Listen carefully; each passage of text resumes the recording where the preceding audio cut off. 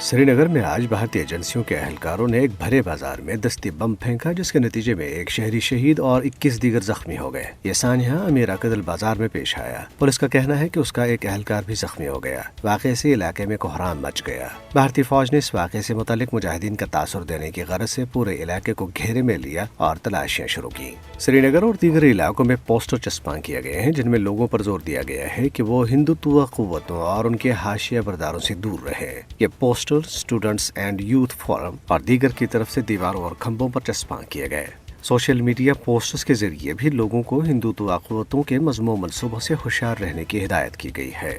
दरियासना दूसरे मुकदमे में जमानत मंजूर किए जाने के बाद भारतीय पुलिस ने मारूफ सहाफ़ी और वेब पोर्टल कश्मीर वाला के एडिटर फहद शाह को एक तीसरे झूठे मुकदमे में गिरफ्तार कर लिया। भारतीय पुलिस ने उन्हें 4 फरवरी को सोशल मीडिया पर भारत मुखालिफ मवाद अपलोड करने के इल्जाम में गिरफ्तार कर लिया था। जम्मू में यूथ कांग्रेस के रहनुमाओं और कारकुनों ने हदबंदी कमीशन की नजरसानी शुदा रिपोर्ट अवामी सतह पर दस्तयाब न होने के खिलाफ शदीद एहतजाज किया। यूथ कांग्रेस के सदर उदय चिप की क़यादत में पार्टी के सैकड़ों कारकुन प्रेस क्लब जम्मू के करीब जमा हुए और हदबंदी कमीशन के खिलाफ शदीद नारेबाजी की। बादअज़ां उन्होंने डोगरा चौक की तरफ जाने की कोशिश की, ताहम पुलिस ने उन्हें रोक दिया और कई कारकुनों को गिरफ्तार कर लिया। इस मौके पर मीडिया से बात करते हुए उदय चिब ने हदबंदी कमीशन को बीजेपी हुकूमत का आलेकार करार देते हुए कहा है कि कश्मीरी अवाम के जज्बात के साथ खेल रहा है। पाकिस्तान से ताल्लुक़ रखने वाली ख़वातीन जो भारतीय वादों के दामे फरेब में आकर अपने शोहरों के साथ मकबूजा इलाके में आई थीं, ने भारत और पाकिस्तान की हुकूमतों से वतन वापसी के लिए सफरी दस्तावेज़ात फराहम करने की अपील दोहराई है।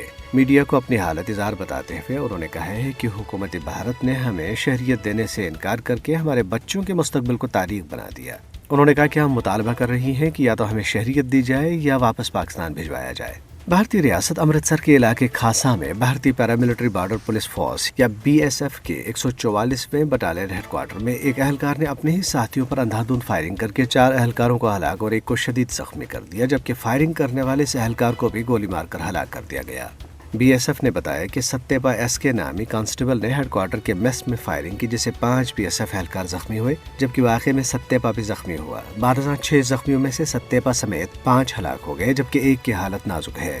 आज़ाद कश्मीर के वज़ीर आज़म सरदार अब्दुल क़य्यूम खान नियाज़ी ने तारिकीन वतन कश्मीरियों पर जोर दिया है कि वो तनाज़े कश्मीर को बैनुल-अक़वामी सतह पर उजागर करने के लिए अपनी कोशिशें तेज़ करें। कश्मीर हाउस इस्लामाबाद में कश्मीर काउंसिल यूरोप के चेयरमैन अली रज़ा सईद से एक मुलाकात के दौरान उन्होंने कहा है कि एक ऐसे वक्त में जब कुल जमाती हुर्रियत कॉन्फ्रेंस की पूरी क़यादत इंसानी हकूक़ के कारकुनान और आज़ाद सहाफ़ियों को मोदी हुकूमत ने नज़रबंद कर रखा है, दुनिया को मकबूजा जम्मू कश्मीर की सूरत हाल से बाखबर रखने की जिम्मेदारी बैरून ममालिक मुकीम कश्मीरियों पर आयद होती है।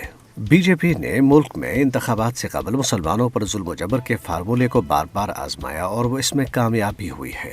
कश्मीर मीडिया सर्विस की तरफ से जारी करदे एक रिपोर्ट में कहा गया है कि मुसलमानों के खिलाफ नफरत भारत में इंतखाबी रुझान तय करती है, क्योंकि मोदी और उनके हवारियों ने हिंदू वोट हासिल करने के लिए उत्तर प्रदेश में फिरकावाराना कशीदगी बढ़ा दी है।